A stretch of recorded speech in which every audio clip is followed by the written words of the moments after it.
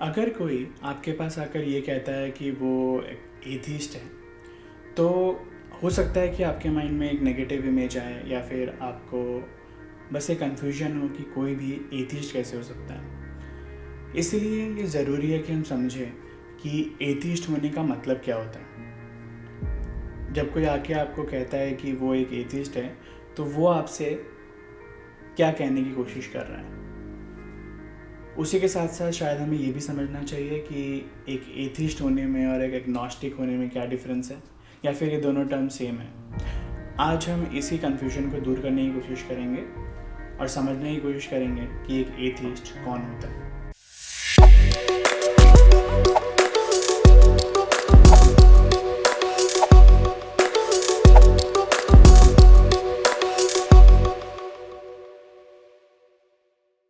Hey guys, this is Nakul, you are watching Nakul maths.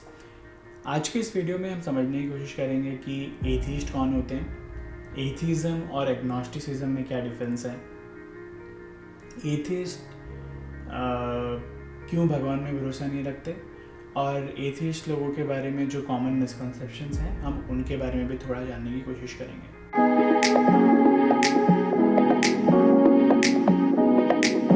Atheism को समझने के लिए हमें सबसे पहले समझना होगा कि एथिज़म कोई बिलीफ या बिलीफ सिस्टम नहीं है, ये कोई वर्ल्ड व्यू भी नहीं है, ये सिर्फ एक डिसबिलीफ है। डिसबिलीफ है एक क्लेम को लेकर, और क्लेम है जो थीस्ट की तरफ से आता है कि भगवान एग्जिस्ट करते हैं। जब मैं ये कहता हूँ कि मैं एक एथिस्ट हूँ, मैं सिर्फ इतना कह रहा हूँ कि मैं भगवान में बिलीव नहीं करता। मैं ये नहीं कह रहा कि भगवान एग्जिस्ट नहीं करते, या फिर मैं ये बिलीव करता हूँ कि भगवान हो ही नहीं सकते। मैं सिर्फ इतना कह रहा हूँ कि आपने जो ये क्लेम किया है कि भगवान एग्जिस्ट करते हैं, मुझे उस पर भरोसा नहीं है, क्योंकि आपने जो भी मेरे को रीजनिंग या जो भी अपना लॉजिक दिया है भगवान में बिलीव करने के लिए, वो मुझे कन्विंसिंग नहीं लग रहा है। इस बात को और ढंग से समझने के लिए हम एक एग्जाम्पल का यूज़ करते हैं। सपोज़ कीजिए आप और मैं एक रूम में घुसते हैं और उस रूम में एक बॉक्स पड़ा है। आप उस बॉक्स को देख के कहते हैं कि मुझे लगता है इस बॉक्स के अंदर एक चॉकलेट है। मैं आपसे पूछता हूँ कि आपको कैसे मालूम है इस बॉक्स के अंदर क्या है, तो आप कहते हैं कि इस रूम में ये बॉक्स पड़ा है तो ऑब्वियसली इस बॉक्स के अंदर कुछ ना कुछ तो होगा ही, नहीं तो ये बॉक्स यहाँ खाली क्यों पड़ा होगा। और तभी एक दूसरा इंसान आता है और वो कहता है कि नहीं, इस बॉक्स के अंदर कोई चॉकलेट नहीं है, इस बॉक्स के अंदर एक्चुअली एक फ्लावर है। तो मैं उससे भी वही पूछता हूँ कि आपको कैसे मालूम कि इस बॉक्स के अंदर क्या है, तो वो कहता है कि मैंने ऐसा एक किताब में पढ़ा था कि अगर आप किसी रूम में जाएंगे और वहाँ एक बॉक्स पड़ा होगा तो उस बॉक्स के अंदर फ्लावर ही होगा।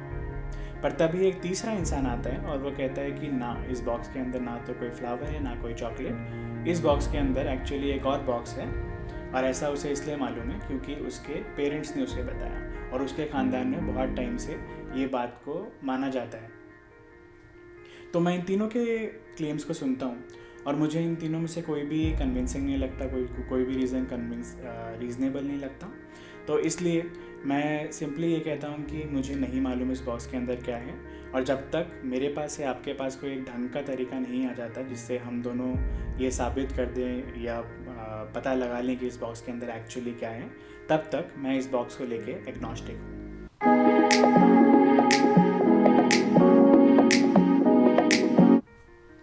इस सेगमेंट में हम एथिज़म और एग्नोस्टिसिज्म के बीच के डिफरेंस को समझते हैं।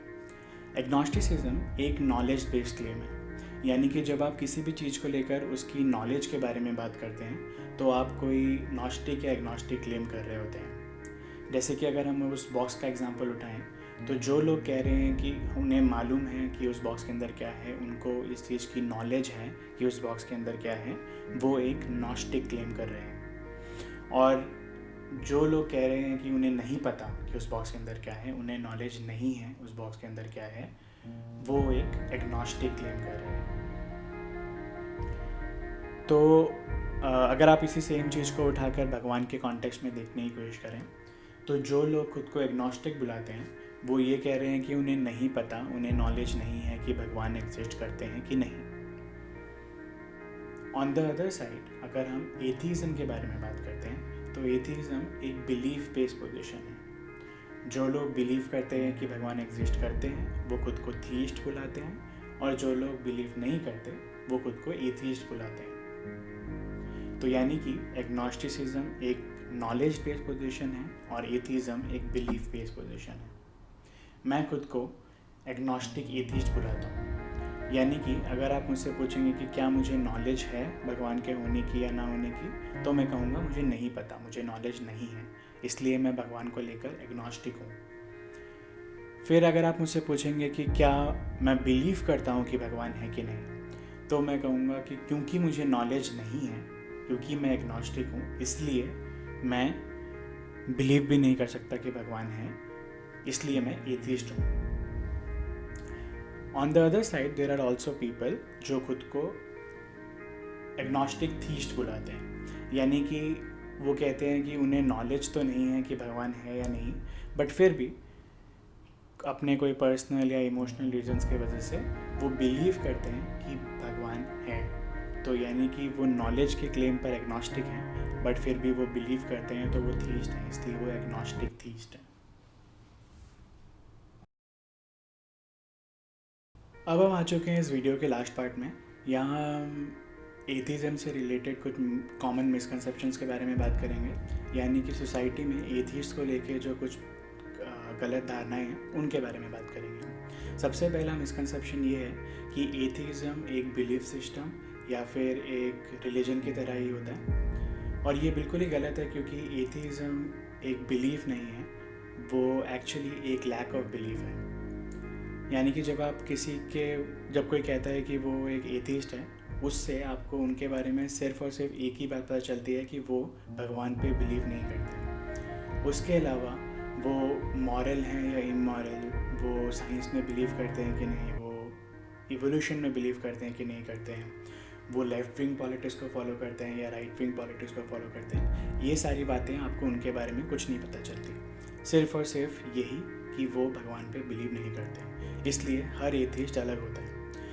ठीक उसी प्रकार जैसे हर थीस्ट भी अलग होता है, क्योंकि दो थीस्ट के बिलीफ एग्जैक्टली मैच नहीं करते, पर वहाँ पे फिर भी एक कॉमन फैक्टर है कि या तो वो किसी बुक या किसी गुरु या किसी एक व्यक्ति की बात को फॉलो कर रहे होते हैं, तो इसलिए फिर भी हम थीस्ट को एक ग्रुप में, एक कम्युनिटी में या एक ग्रुप में कैटेगराइज कर सकते हैं, पर एथिस्ट को हम एक ग्रुप में नहीं डाल सकते, क्योंकि वहाँ कोई कॉमन बिलीफ फैक्टर या बिलीफ सिस्टम नहीं है। सेकेंड मिसकंसेप्शन एथिस्ट को लेकर ये है कि एथिस्ट भगवान से नफरत करते हैं, और ये बहुत ही कॉन्ट्राडिक्टरी स्टेटमेंट है, क्योंकि एथिस्ट भगवान के एग्जिस्टेंस में ही नहीं मानते। तो जिस चीज़ की एग्जिस्टेंस पे ही आप बिलीव नहीं करते, उससे आप नफ़रत कैसे कर सकते हैं। जैसे कि आप में से कई लोग यूनिकॉर्न के एग्जिस्टेंस में भी बिलीव नहीं करते होंगे, तो अगर मैं कहूँ कि आप यूनिकॉर्न से नफ़रत करते हैं, तो क्या उस बात का कोई सेंस बनेगा। तीसरा मिसकंसेप्शन एथिस्ट को लेकर ये है कि एथिस्ट किसी भी चीज़ में बिलीव नहीं रखते, और ये एक बहुत ही बिज़ार स्टेटमेंट है, क्योंकि जस्ट बिकॉज कोई भगवान में बिलीव नहीं करता, इसका मतलब ये नहीं होता कि वो किसी भी चीज़ में बिलीव नहीं करते।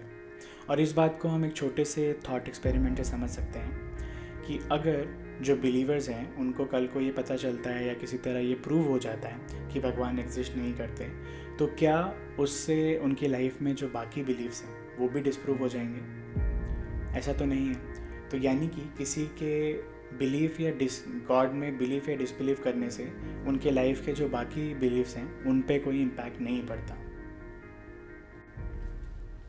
ऐसे ही एथिस्ट को लेकर और भी बहुत सारे मिसकंसेप्शंस हैं, जैसे कि एथिस्ट बहुत सिनिस्टिक होते हैं, वो बस रिलीजन और भगवान में प्रॉब्लम ढूंढना चाहते हैं, क्रिटिसाइज़ करना चाहते हैं, और या फिर वो एथिस्ट बहुत ज़्यादा इमोरल होते हैं, उनकी कोई मोरालिटी नहीं होती, वो बस गलत काम करना चाहते हैं, इसलिए भगवान में नहीं मानते। और ऐसे ही बहुत सारे और भी मिसकंसेप्शंस हैं एथिस्ट को लेकर। इस वीडियो में मैं उनके बारे में बात नहीं कर पाऊँगा, क्योंकि वीडियो बहुत लंबा हो जाएगा, तो हम इन सारे मिसकंसेप्शंस के बारे में और किसी दिन बात करेंगे।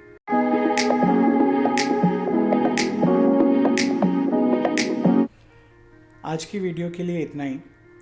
इस वीडियो के एंड में बस मैं ये समराइज़ करना चाहता हूँ कि एज एन एथिस्ट मैं ये नहीं कह रहा हूँ कि भगवान एग्जिस्ट नहीं करते, मैं सिर्फ इतना कह रहा हूँ कि मेरे पास भगवान की एग्जिस्टेंस में मानने के लिए कोई सफिशिएंट रीजनिंग या एविडेंस नहीं है, और जो भी रीजंस या एविडेंस मुझे थीस्ट की तरफ से प्रेजेंट किए गए हैं वो मुझे कन्विंसिंग नहीं लगे हैं, क्योंकि ज़्यादातर उन सब में कोई ना कोई लॉजिकल फैलेसी रहती है।